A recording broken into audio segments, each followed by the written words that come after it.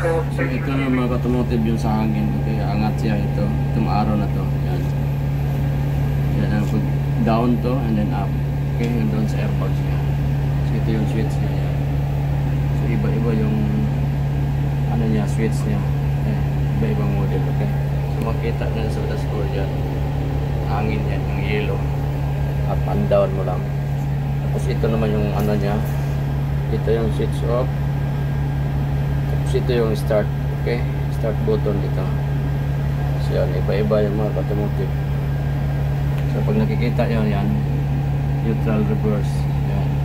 See? So yun sa unang pinapakita ko is iba siya. Ito yung park brake. Yan. Ito yung sa door niya.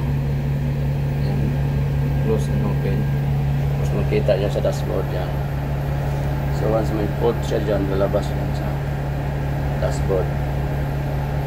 So okay, so pinapakita natin sa inyo kung ano yung switch niya. Pag nag-turn off ito, pag na-start ito.